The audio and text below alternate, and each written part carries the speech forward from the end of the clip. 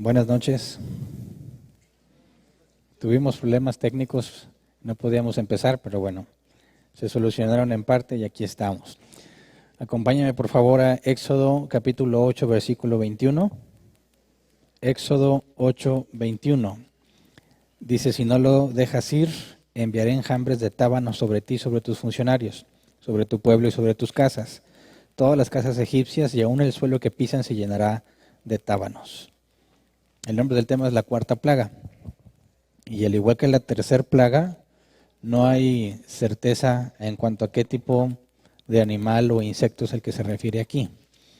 Vamos a ver que existen al menos cuatro posibilidades específicas y vamos a ver con cierto detalle las posibilidades que son mayores entre las cuatro, ¿verdad? Pero digamos que esta cuarta plaga marca el inicio de las plagas que hacen daño a la propiedad.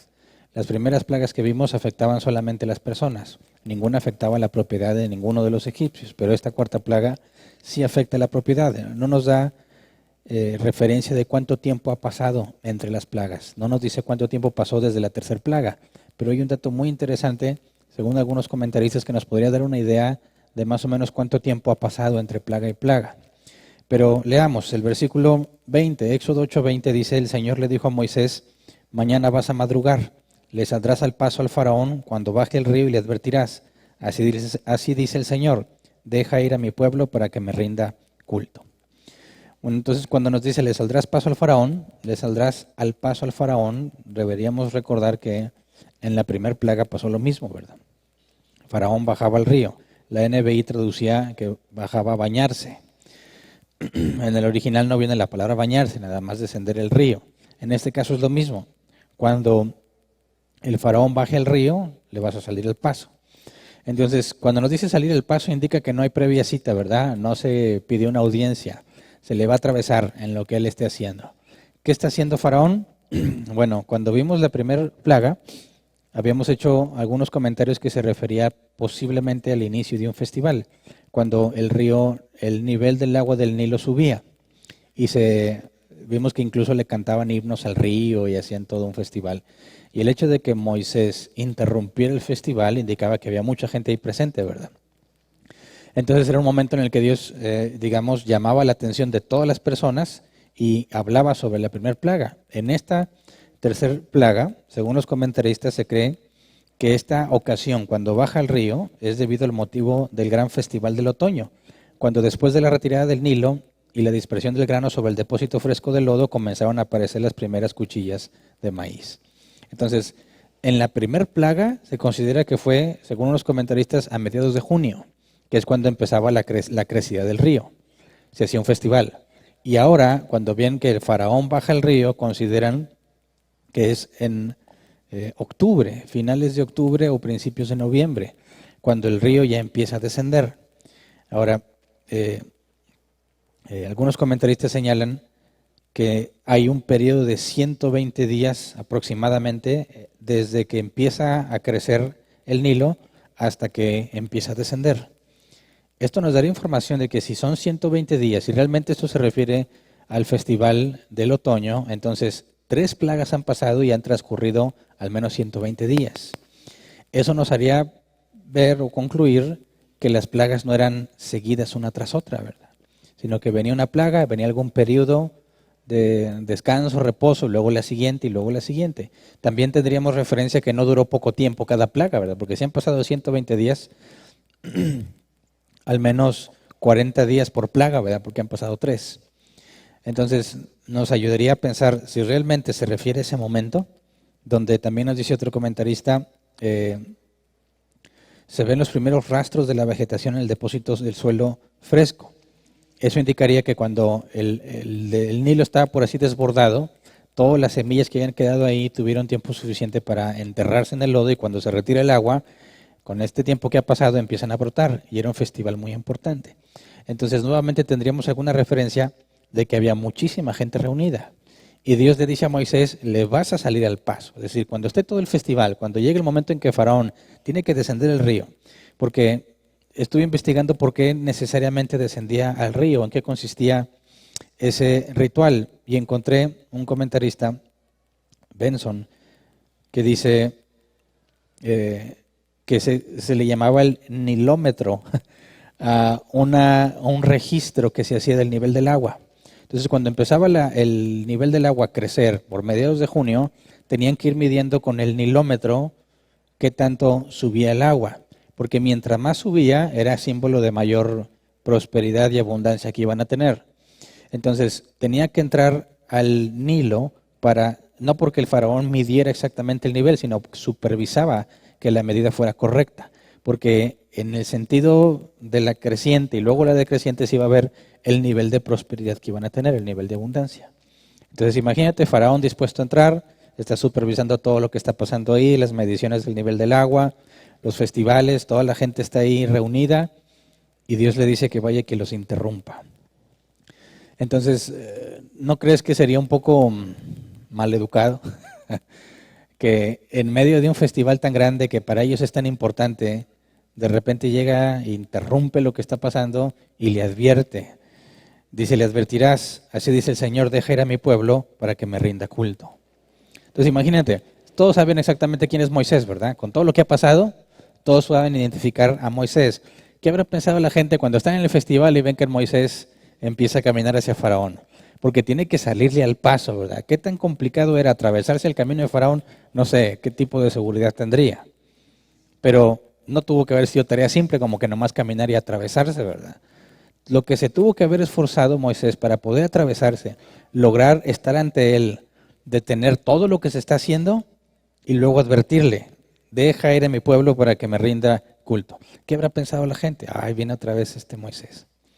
Y si han pasado 120 días, entonces al final de cada plaga había un periodo en el que la gente tenía cierto alivio, por así decir, ¿verdad? Y luego veían que otra vez anda Moisés. Bueno, en la tercera plaga vimos que no hubo advertencia. Dios empezó la plaga sin avisarle a nadie. Pero en esta ocasión hay una advertencia. Entonces, yo creo que la gente no ve con agrado a Moisés, ¿verdad? Incluso resultaría muy molesto. Por eso menciono, si a muchos yo pensé, qué incómodo, qué situación tan incómoda tener que ir a interrumpir lo que están haciendo para advertirle porque no quiere dejar ir al pueblo. Yo creo que la gente no veía con buenos ojos a Moisés, ¿verdad? Estarían cansados de él, sobre todo porque ha sido el responsable principal de todo el sufrimiento que han tenido. Luego dice el versículo 21, donde le advierte sobre las consecuencias de no obedecer. Pero quiero que leamos, por favor, en la Reina Valera 60 y en la NBI. Tenemos problemas con el proyector, así que me van a tener que creer lo que estoy leyendo, o menos que tengan la Biblia ahí. Éxodo 8:21, Reina Valera 60 dice, porque si no dejas ir a mi pueblo, he aquí yo enviaré sobre ti, sobre tus siervos, sobre tu pueblo y sobre tus casas, toda clase de moscas. Y las casas de los egipcios se llenarán de toda clase de moscas, y asimismo en la tierra donde ellos estén. Entonces la Reina Valera 60 nos habla de moscas. La NBI nos dice, si no lo dejas ir, enviaré enjambres de tábanos, ¿verdad? Lo leímos al principio. Tábanos y moscas. Pero, ¿qué son? Moscas, tábanos. Yo no sabía qué eran los tábanos hasta que encontré las fotos. Y resulta que lo que nosotros vemos como una mosca, la mosca normal, es distinta al tábano, que también es una especie de mosca. Pero el tábano es una mosca que se alimenta de sangre. Entonces imagínate igual que un zancudo, pero como mosca. ¿Qué tipo de picadora te dejará? Si el zancudo, que está mucho más chiquito, te deja una roncha importante, un tábano, que es una mosca más grande, ¿qué clase de efecto tendrá? Ahora, no todos consideran que se está refiriendo a insectos. La palabra hebrea aquí, arov, se traduce literalmente como enjambre, pero no dice enjambre de qué. Nada más es un enjambre. Entonces, tanto la Reina Valera 60 como la NBI le agregan la palabra moscas o tábanos, que no están en el original. La palabra arov viene de erev, y erev se traduce como mezcla, compañía mixta. Más adelante vamos a ver, creo en el capítulo 12, que cuando los israelitas salen, usa esta misma palabra erev para hablar de una mezcla de personas que salieron junto con los israelitas. Y cuando lleguemos al libro de Números, se refieren a esta mixtura de gente de términos más despectivos. Cuando les hablan el populacho, creo que traduce el NBI, pero si tú checas la concordancia Strong, algunos lo traducen como la chusma. Entonces, la chusma que salió con los israelitas, que en Éxodo 12 nos nos refiere con esta palabra ereb, una mezcla de gente. Bueno, esta palabra enjambre tiene que ver con una mezcla de algo. Esto ha llevado a pensar que no nada más eran moscas, ¿verdad? O tábanos, sino que serían muchos tipos de insectos mezclados en enjambres enormes, lo cual haría que fuese algo milagroso, porque no ves esa mixtura en enjambres, ¿verdad? O ves plagas de moscas o de otra cosa, pero no todos mezclados. Es una posibilidad. Ahora, los comentaristas judíos principalmente interpretan esto como una mezcla de animales salvajes. Ni la palabra moscas ni animales está ahí, ¿verdad? Pues hablan de una mixtura. Entonces, ¿por qué ellos concluyen que son animales? Bueno, por lo que haría es enjambre. Porque nos dice, sobre tu pueblo, sobre tus casas, sobre toda clase de moscas, bueno, no viene, y las casas de los egipcios se llenarán de toda clase de moscas y asimismo la tierra donde ellos estén. Vamos a ver que también va a afectar la tierra. Dicen, las moscas no afectan la tierra, ¿verdad? No hacen daño a la propiedad. No le hacen daño ni a los muebles ni a nada, simplemente serían molestas. Ahora, si son tábanos, pues se alimentan de sangre y puede ser de animales o de humanos, pero tampoco le hacen daño a la tierra, ni a los muebles, ni nada de eso. Entonces algunos llegan a pensar, no puede estar hablando simplemente de insectos porque no podrían afectar la tierra. Tiene que ser algo más. Los judíos concluyen, también por su tradición oral, que eran animales salvajes. Entonces imagínate que vienen un montón de animales salvajes de todo tipo y hacen destrozos en todo Egipto. Otros comentaristas hacen referencia a una mosca en particular. El comentario de Hélicos nos dice que la Septuaginta traduce como mosca canina. Sin embargo, esta mosca no es una peste en las casas ni hace daño en la tierra. Y bueno, mi intención era traerles la foto de la mosca canina, pero como no jaló el proyector, Dios no quiso que la vieran. Pero se va a transmitir en línea. Si lo ven en línea, ahí va a salir la foto. Entonces, ahí está la foto de una mosca canina. Y la peculiaridad de esa mosca es que, dice aquí, tanto los machos como las hembras adultas prefieren tomar sangre de animales grandes. Pero si sus huéspedes normales no están disponibles, se alimentarán de néctar por un tiempo. Y luego de cualquier cosa que esté tibia y tenga sangre. Es decir, prefieren los animales grandes. Entonces, humanos y bestias, ganado y todo eso, lo usan para comer. No tienen disponible, bueno, néctar. Ya se cansan del néctar, bueno, cualquier cosa que tenga sangre. Dice, su picadura es dolorosa, pero generalmente no produce reacciones como la de las moscas amarillas o las moscas de arena. Dice otro comentarista que considera que no son moscas. Dice, por lo tanto, se sugiere que la peste era realmente uno de los caquerlaque, una especie de escarabajo que es perjudicial tanto para las personas como para los muebles, los accesorios de las casas y los cultivos en los campos. También les traía la foto de ese caquerlaque. El comentario de Pulpit nos dice es la cucaracha negra oriental. Entonces es muy parecido, o sea, tú la ves y dices, sí, sí se ve como cucaracha. No como los de nosotros, ¿verdad? A los que estamos acostumbrados acá. Pero la particularidad de esta, que algunos consideran que es específicamente la especie Blata orientalis, dice una especie de escarabajo que está referido aquí, esas criaturas aparecen repentinamente en el Nilo en grandes números, infligen picaduras muy dolorosas con sus mandíbulas, roen y destruyen ropa, muebles domésticos, cuero y artículos de todo tipo y consumen todo lo que sea comestible. A veces expulsan a las personas de sus casas y también devastan los campos. Entonces nosotros hemos visto las cucarachas y la cucaracha es desagradable, ¿verdad? Pero más desagradable cuando vuela, ¿verdad? Tú puedes ver una cucaracha y dices, hay una cucaracha, no afecta mucho, pero el momento en que ves que empieza a volar, entra una especie de psicosis en todas las personas que están ahí, ¿verdad? Ahora, quien haya convivido con cucarachas por la razón que sea, saben que las cucarachas no te hacen nada, ¿verdad? No te pican, no te muerden ni nada. No pasa de que por la mugre que tienen pues te da asco. Y aparte que es un animal nada grato a la vista.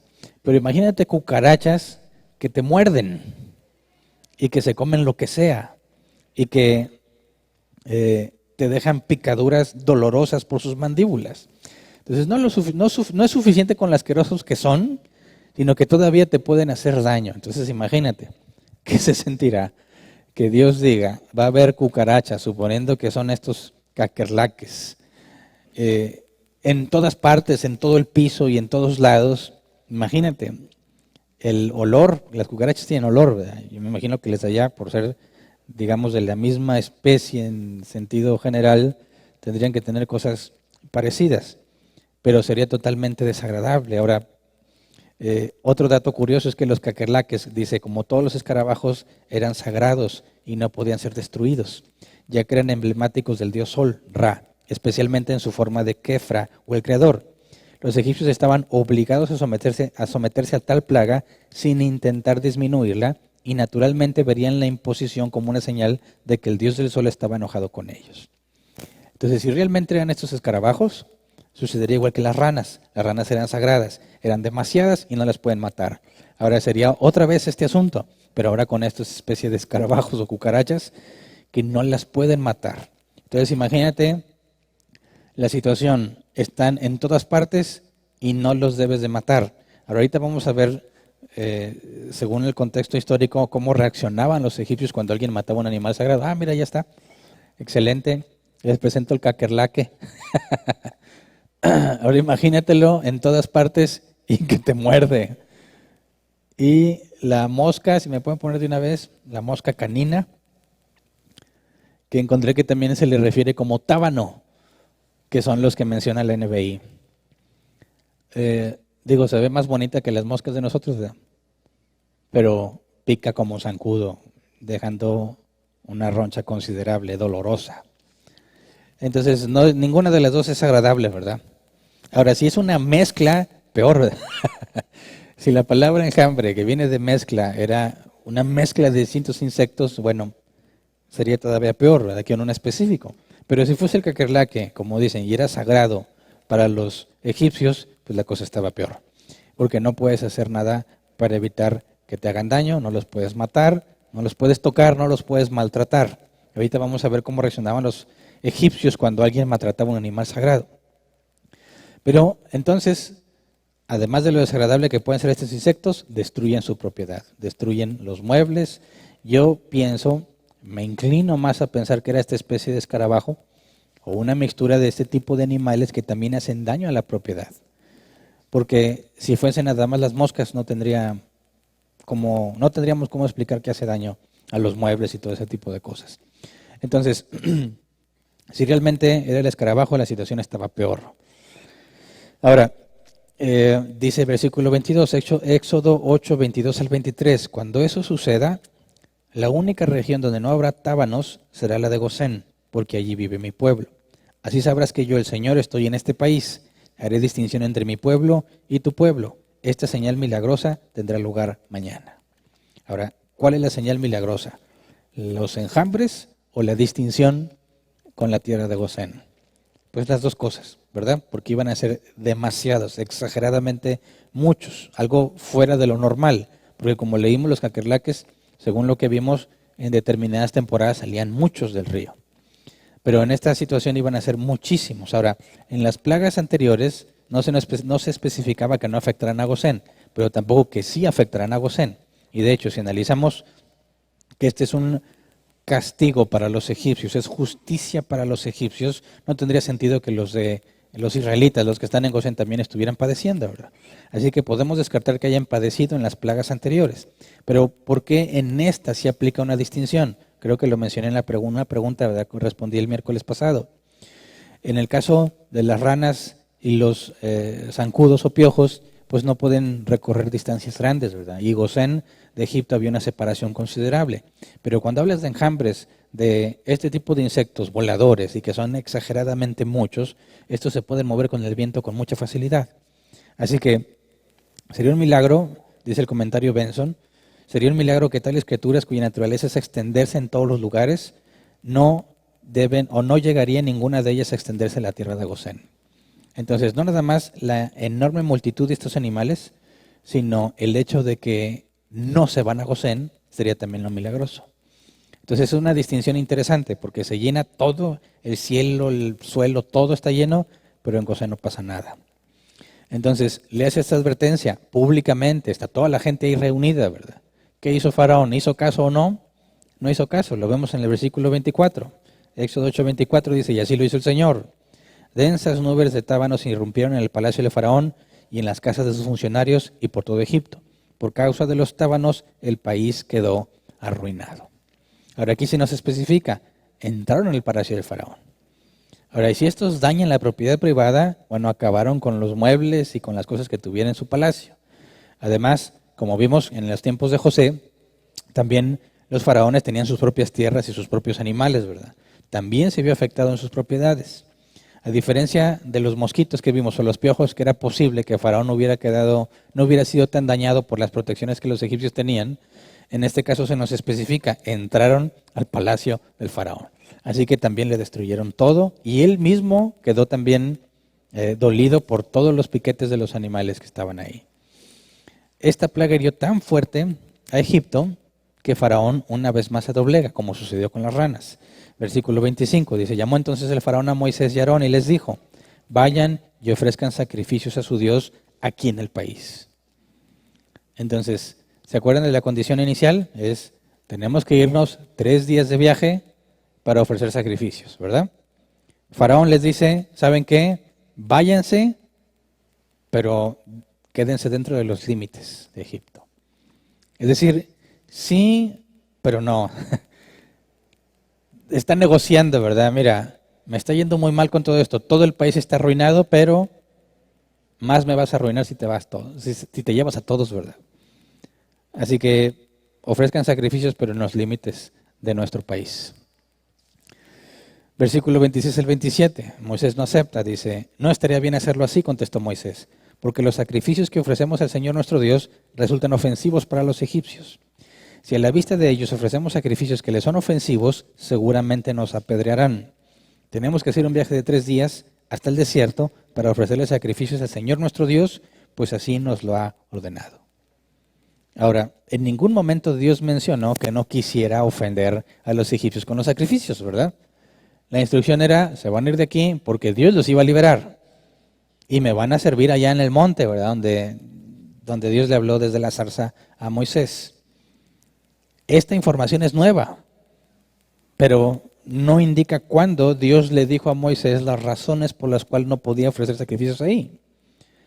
Existen posibilidades, o que se le haya dicho y Moisés no lo registró, o que Moisés lo dedujo, porque tendríamos que analizar cuál es la razón por la que Moisés diga eso.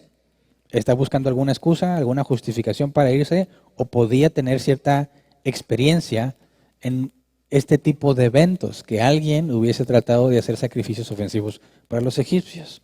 Así que busqué, dice el comentario de Hélicos, los animales sacrificados de los hebreos, o sacrificados por los hebreos, ovejas, cabras y ganado, eran animales sagrados, tanto para los egipcios en general como para los habitantes de ciertos distritos.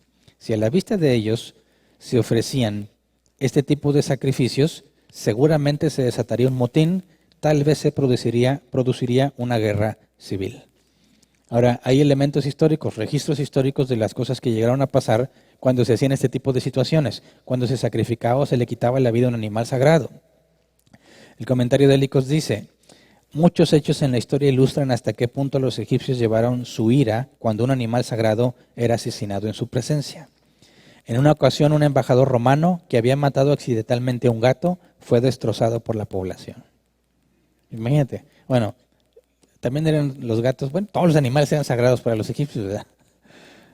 Entonces imagínate, pobre embajador, mató accidentalmente un gato, lo pisó, se cayó arriba de él, algo, ¿verdad? ¿Cómo reaccionó la gente? Lo destrozaron. Se abalanzaron sobre él y lo destrozaron. Dice, por otro lado, estalló la guerra entre los oxirinquitas y los sinopolitas, porque este último se había comido uno de los peces considerados sagrados por el primer grupo. Se comió un pez sagrado y se desató guerra entre 2 distritos dentro de Egipto. Entonces, cuando Moisés dice, los sacrificios que ofrecemos al Señor nuestro Dios resultan ofensivos para los egipcios, está diciendo, bueno, los tipos de animales que vamos a matar son sagrados para ustedes. Si a la vista de ellos ofrecemos sacrificios que les son ofensivos, seguramente nos apedrearán. Y eso es lo que la historia demuestra. Entonces, Moisés tiene la instrucción de que se tienen que ir, ¿verdad? Y no es negociable la instrucción que Dios les dio.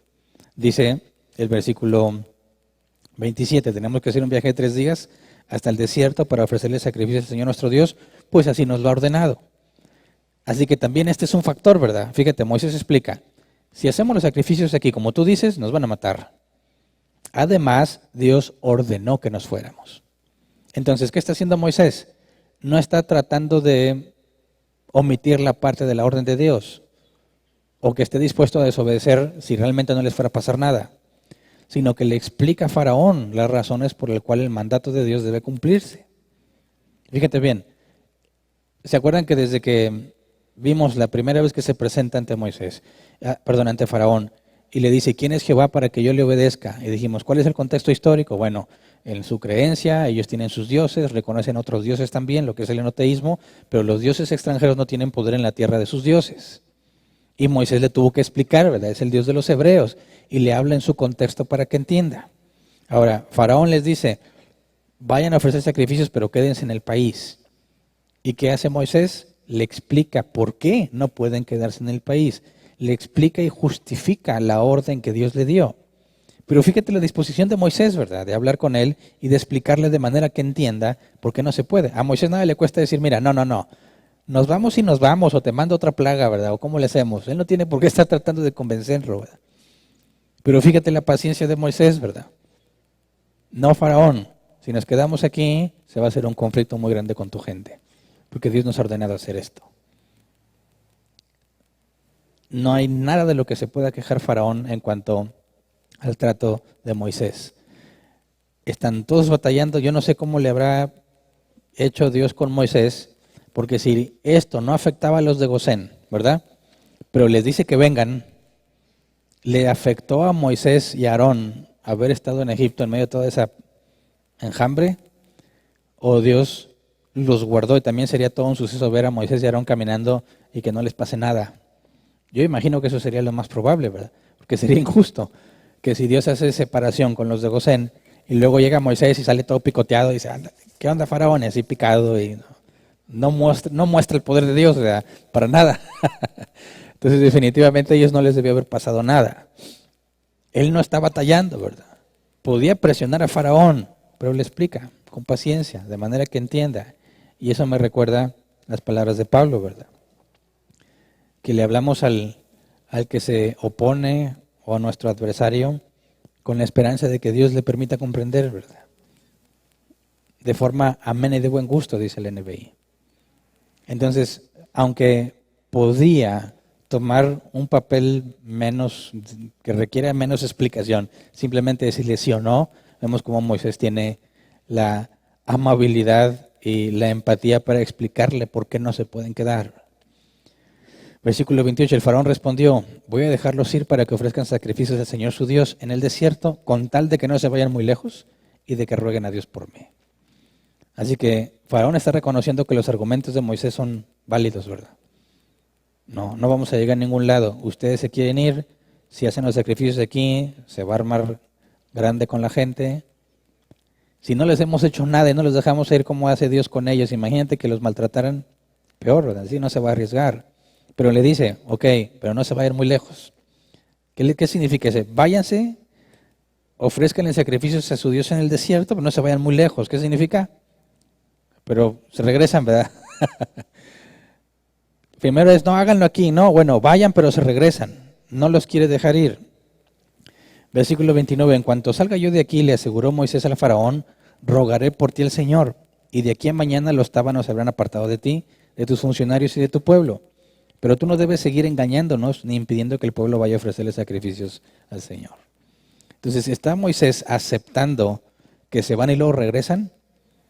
No, lo que le dice al final es, a ver, tú ya no debes seguir engañándonos ni impidiendo que el pueblo vaya a ofrecerle sacrificios al Señor. Es decir, no nos vamos a ir y nos regresamos, nos vamos a ir. Yo voy a orar para que Dios quite eso, pero tú vas a dejar de impedir que nos vayamos. O sea que no está aceptando lo que Faraón le propone. Pero fíjate, Faraón, a pesar de que le está yendo muy mal, está tratando de negociar. Está negociando con Moisés, tratando de sacar el máximo provecho. ¿Cómo le concede algo a Moisés, pero sin darle todo, verdad? Y Moisés no se deja. Entonces vemos la negociación que hay aquí, ¿verdad? Pero Moisés está dispuesto a rogar al Señor y le dice, de aquí a mañana los tábanos se habrán apartado de ti, de tus funcionarios y de tu pueblo.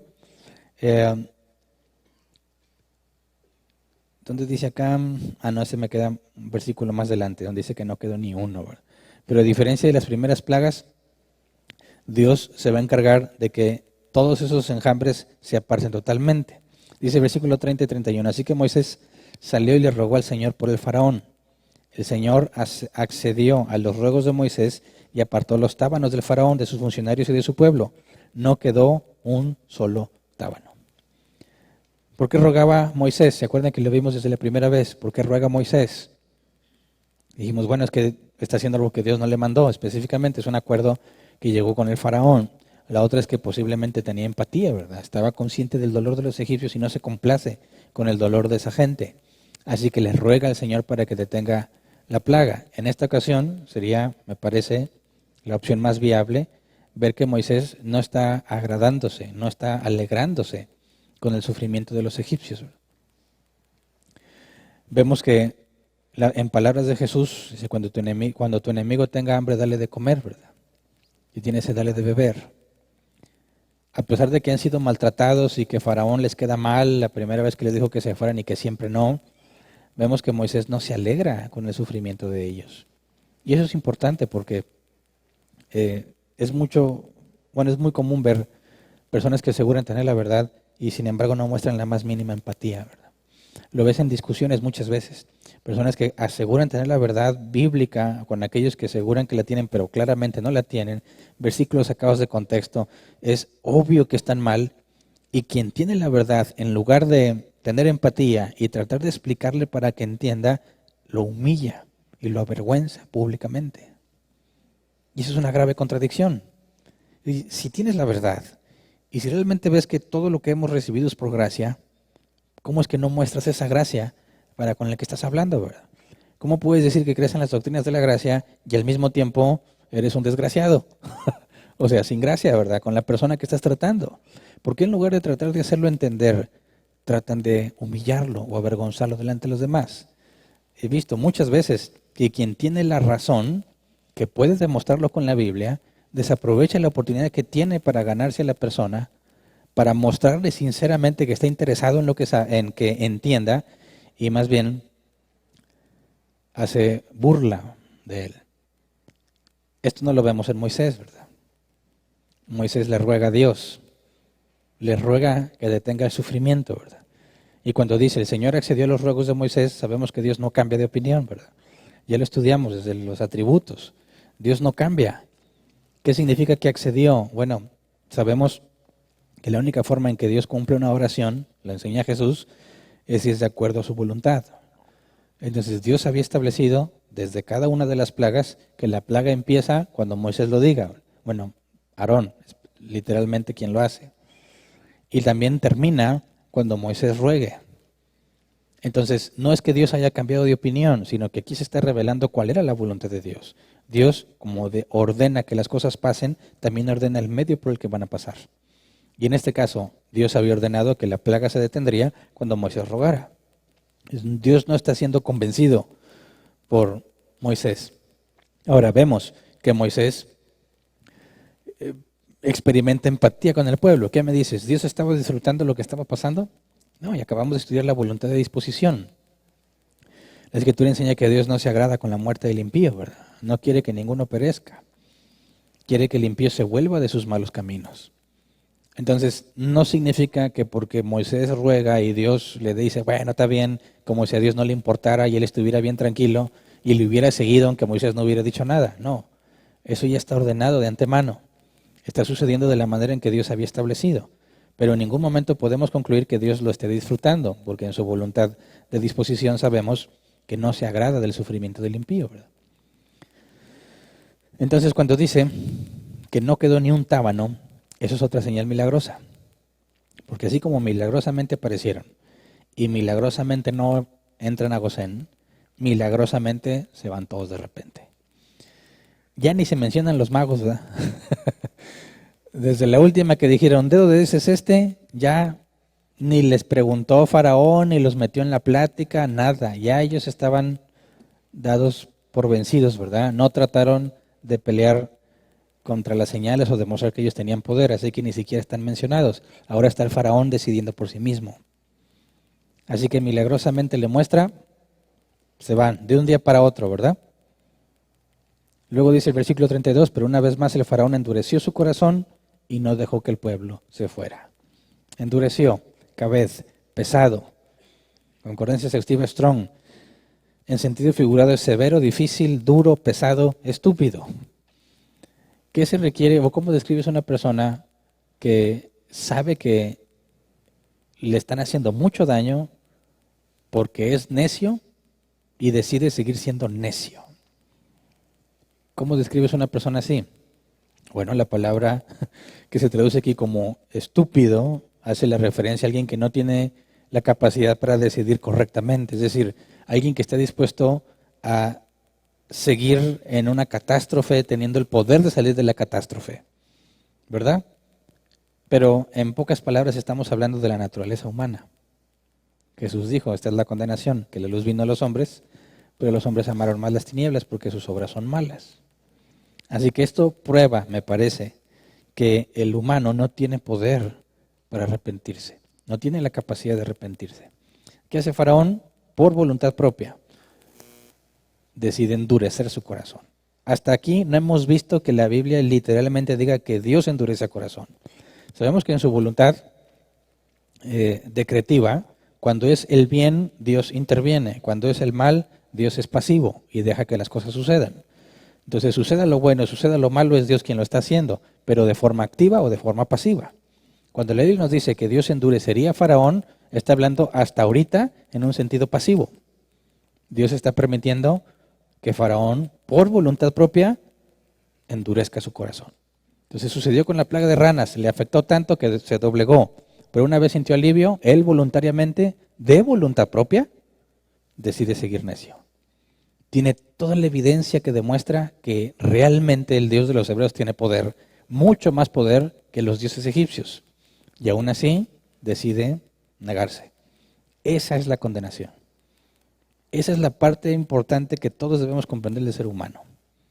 Este es el ser humano natural. Se le ofrece la luz.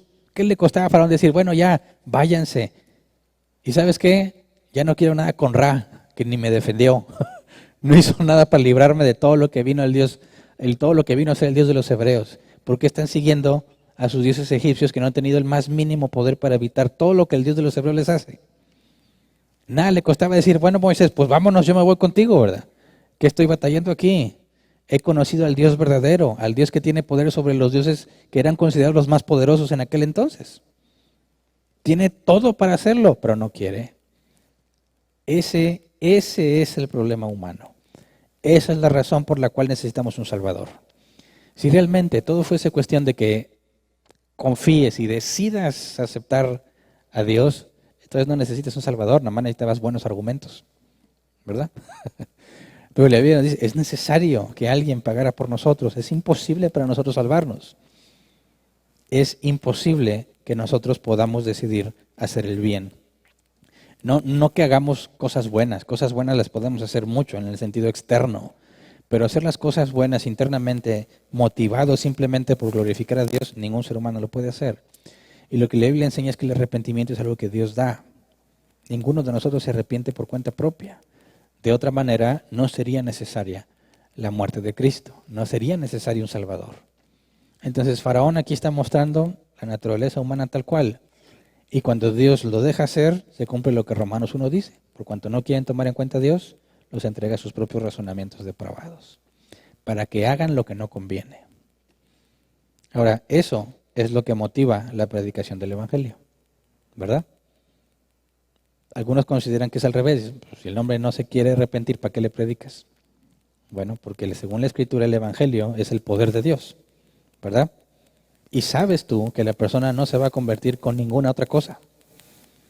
Y no por cómo lo dices, sino por lo que dices. La predicación fiel del Evangelio tiene el poder para transformar a las personas.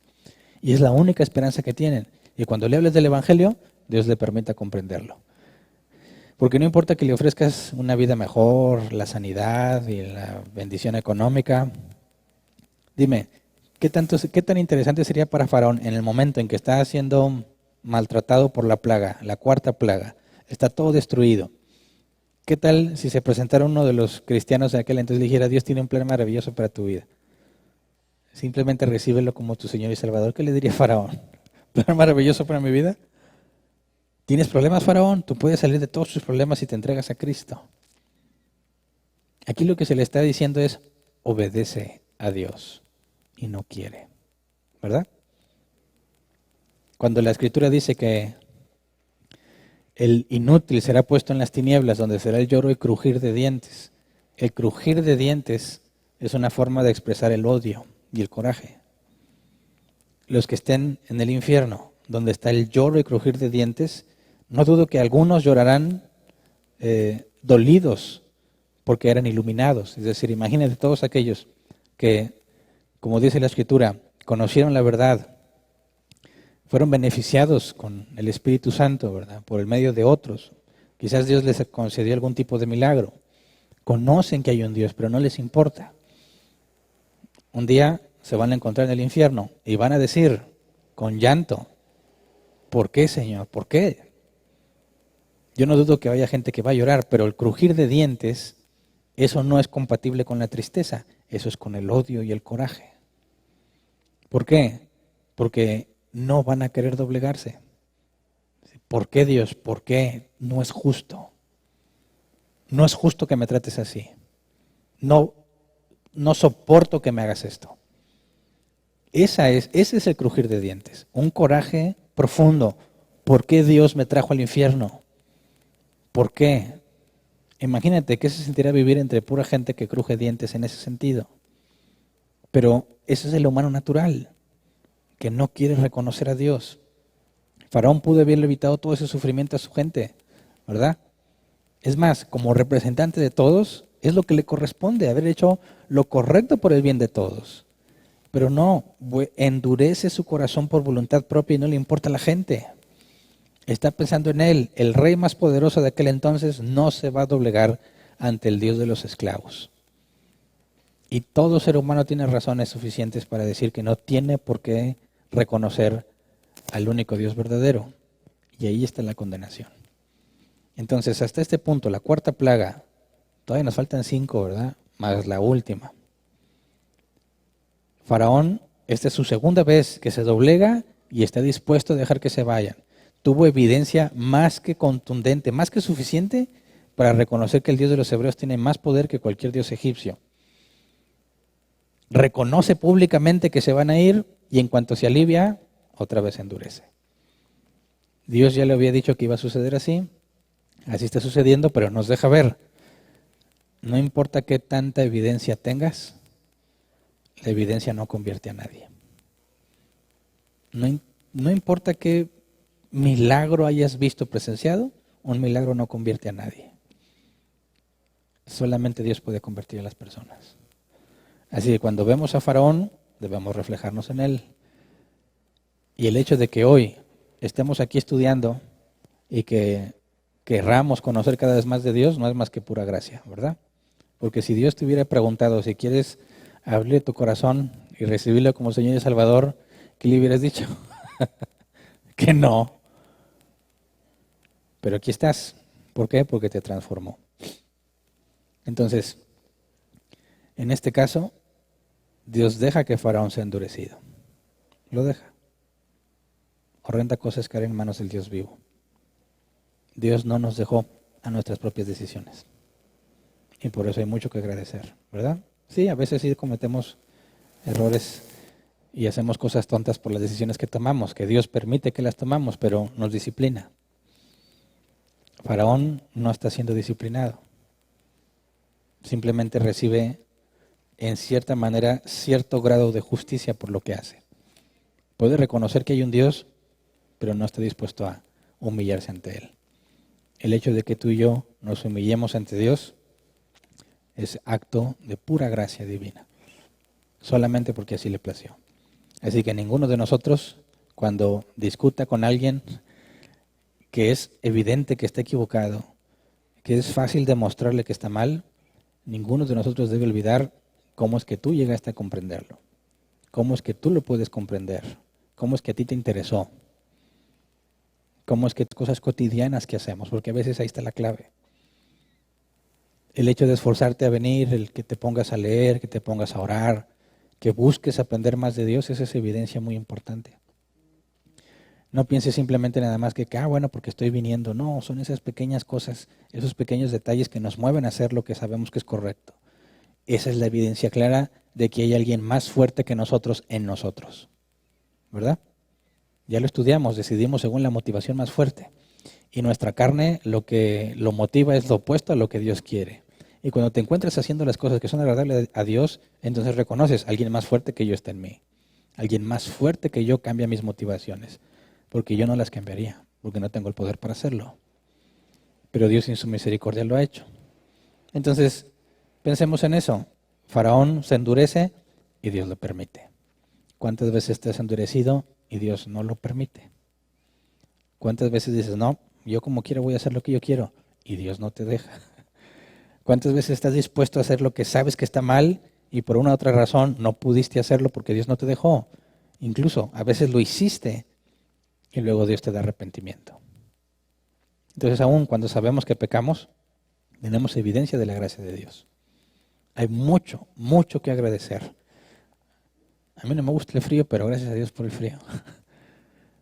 Ahí viene el calorcito otra vez, ¿verdad? Pero estas fechas, estas situaciones son importantes porque vemos realmente dónde estás, qué piensas, cómo ves las cosas y por qué estás aquí. Y quisiera que nunca te sientas desmotivado a venir a congregarte, a venir a escuchar, a venir a estudiar. Son cosas que parecen insignificantes, pero que dan mucho crecimiento en la vida cristiana. No nada más porque vienes a escuchar, sino porque te obligaste a hacer lo correcto. Y eso es lo que nos hace crecer. Esas cosas nos hacen ver la vida de una forma distinta. No estás buscando hacer lo que a ti te agrada, sino hacer lo que es correcto.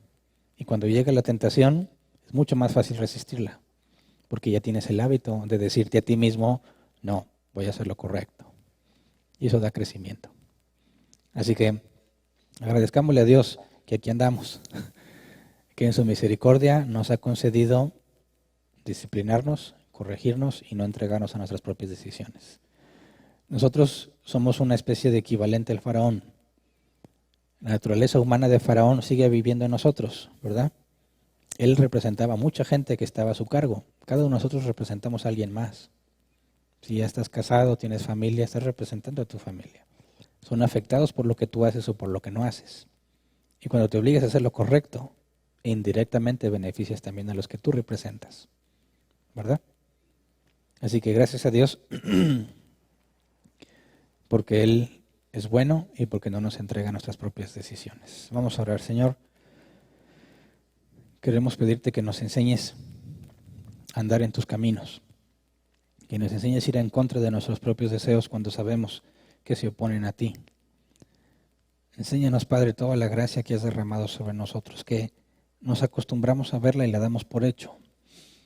Enséñanos a ver cada pequeño detalle que haces en nosotros, que nos demuestra que tú estás en nosotros, alguien más fuerte que nosotros vive dentro de nosotros. No hay otra explicación de por qué hacemos las cosas que te agradan. Enséñanos a ser conscientes de esa gracia. Enséñanos a vernos reflejados en el faraón. Haríamos lo mismo en su circunstancia o peor. Tú lo sabes, Señor, pero no decidiste no entregarnos a nuestras propias decisiones. Decidiste cambiarnos y transformarnos sin siquiera preguntarnos, simplemente para gloria de tu nombre. Así que enséñanos, Padre, por favor, a estar consciente siempre de la gracia que recibimos para que podamos hablar con esa misma gracia cuando tratemos con los demás. Enséñanos como a Moisés, que a pesar de que Faraón no estaba en posición de negociar, no merecía ninguna explicación, Moisés se tomaba el tiempo para explicarle de forma razonable lo que tú estabas pidiendo. Podemos ver que Moisés le dio razón de tu mandato y Faraón la pudo comprender, Señor. Concédenos la gracia también para hablar con los que nos preguntan o con los que se oponen. Hacerlo de una manera correcta, explicar de forma razonable qué creemos, por qué lo creemos, Señor, también. Enséñanos a saber lo que creemos y por qué, de manera que podamos dar explicación a los demás. Cuando nos pregunte alguien por qué los cristianos dicen que esto, que el otro, que no respondamos ni de forma agria, ni tampoco, Señor, nos quedemos sin respuesta, sino concédenos dar una explicación razonable, como dice tu palabra, a quien nos demande o nos pregunte de nuestra fe, y que lo podamos explicar con la genuina intención de que podamos ser entendidos, Señor, sin afán de humillar o avergonzar a nadie, sin afán de mostrar que tenemos la razón, sino aprovechando la oportunidad por si tú les das el arrepentimiento necesario para que entiendan. Así que concédenos siempre que la gracia que nos has dado sea consciente en nuestras vidas, para que también podamos dar y hablar de la misma gracia que hemos recibido. Gracias por todo lo que nos das. Amén. Pueden sentarse. Pasemos a la sesión de preguntas. 15 minutos para responder preguntas, y si nos queda tiempo pasamos a responder preguntas en línea si las hay. ¿Alguien tiene una pregunta? Levante su mano y le llevan el micrófono. Acá adelante, por favor.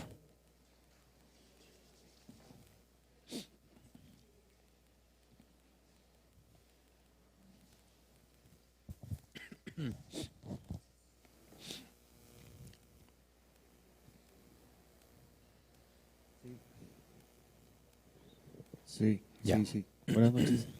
Buenas Pastor, noches. cuando argumentaba sobre qué tipo de insecto o animal o plaga, de cuál se trataba, y mencionaste, si entendí bien, que iba a afectar, por un versículo que se leyó, el veintitantos, que iba a afectar las casas y la tierra. Ujú. La pregunta es, pastor, que ¿de dónde sacamos esa idea o ese pensamiento de Ujú. que, aunque lo dice, pero mi pregunta es esta, ¿no estará haciendo más bien referencia a que las personas o van a estar en sus casas, o cuando dice que que en las tierras, que haga referencia a que donde estén los egipcios, o sea, ya sea en sus casas o en la tierra donde estén, que ahí los iba a alcanzar la plaga? ¿Por qué pregunto, pastor, o me refiero de esta manera al versículo? Porque luego en el 31, Ujú.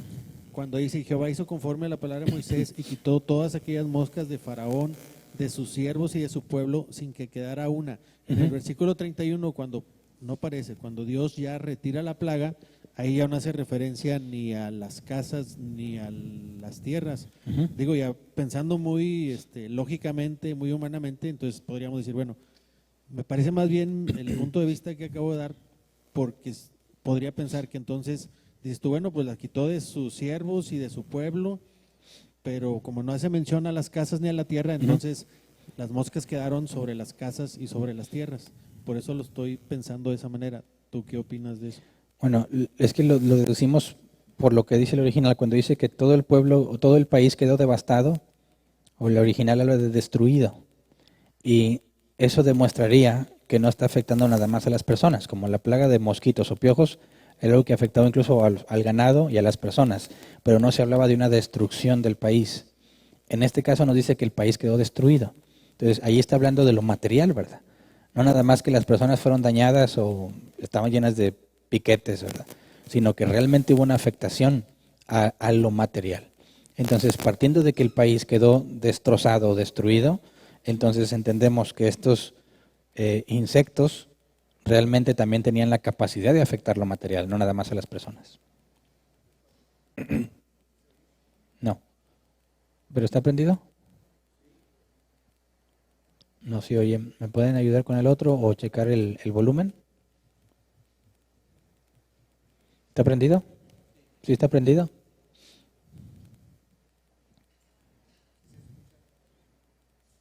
Pues yo te escucho, si quieres dime y lo repito.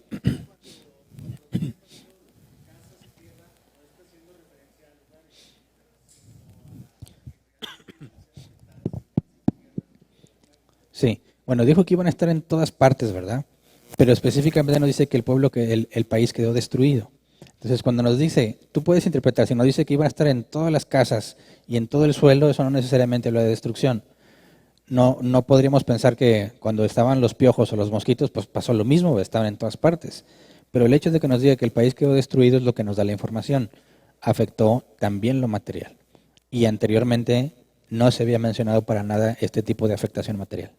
Y en el versículo 31, aunque no lo mencione, pero debemos de suponer entonces que también de ahí los quitó, las moscas.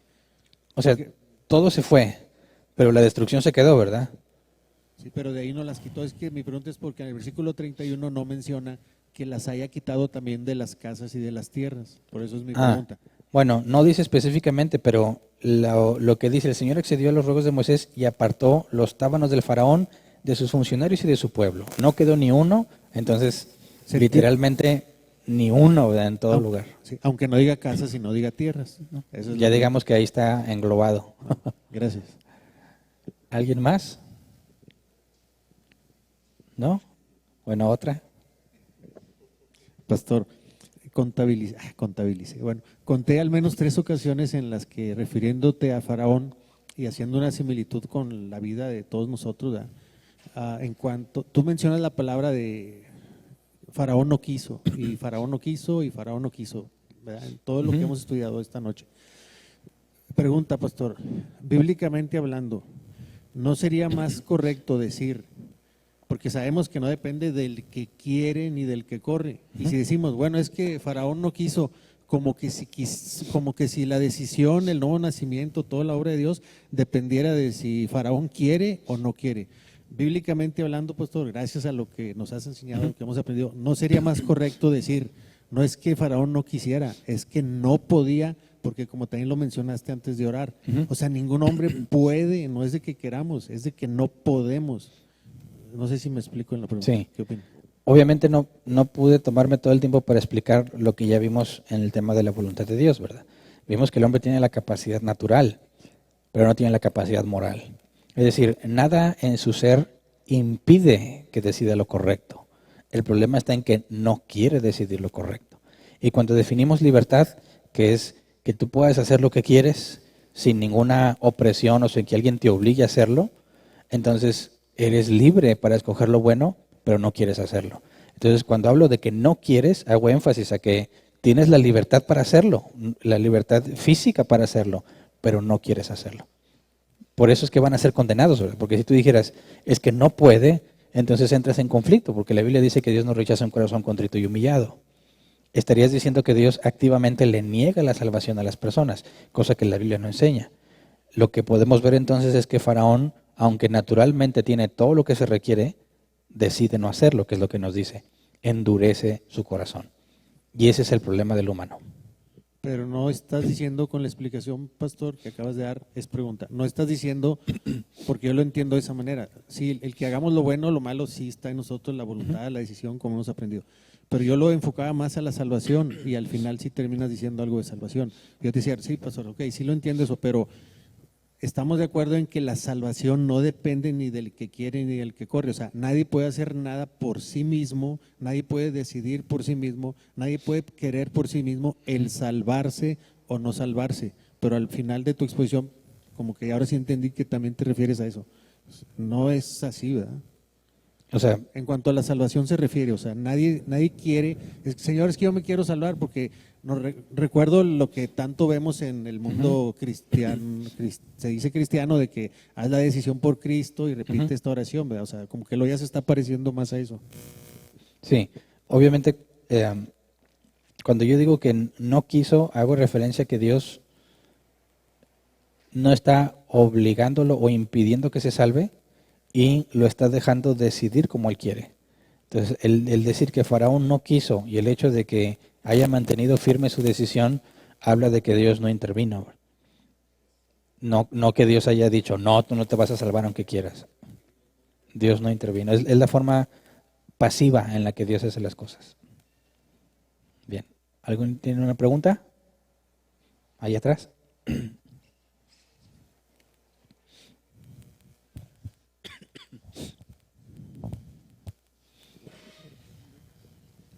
Buenas noches. Buenas noches. El miércoles pasado en Los Piojos dijo que había la posibilidad de que Dios haya creado una raza nueva de piojos que para que picara afectara tanto a los animales como animales. a personas. En este caso no cabe la posibilidad de que Dios haya creado un tipo de moscas específico, porque en la versión 60, en el versículo 29, cuando dice que va a rogar para que se vayan las moscas, dice que se vaya la diversidad de moscas. Sí, no podríamos negarlo, ¿verdad? Es que cuando habla de una mixtura, una mezcla, entonces no podemos decir si eran puras moscas, entonces no afectó. Para empezar, decir que eran puras moscas ya no está muy apegado al original, ¿verdad? Pero el punto es de que el comentarista que dice, o la Septuaginta que traduce como la mosca canina, dices, bueno, hace referencia a un tipo de mosca en particular, ¿verdad? En su traducción. Y ese tipo de mosca en particular no afecta a lo material. Pero si el argumento fuese distinto, bueno, es un tipo de mosca modificada por Dios, bueno, pero entonces no mencionarían o no traducirían la mosca canina. O sea, mi argumento de que no afecta a lo material es partiendo de que están especificando a una mosca en particular. Y si realmente se referían a esa mosca en particular, entonces no pueden explicar la afectación en lo material. Pero claro que es posible que haya sido una nueva mosca que no existía. El punto es que cuando se decidió traducir del hebreo al griego en la Septuaginta, esa fue la mosca que decidieron interpretar y decir específicamente. ¿Alguien más? No. ¿En línea? Tampoco. Muy bien. Cerramos entonces nuestra sesión de preguntas. Gracias a los que nos acompañan en línea y esperamos que nos acompañen el jueves en la sesión de preguntas y el próximo domingo para continuar con la serie de fundamentos. Gracias.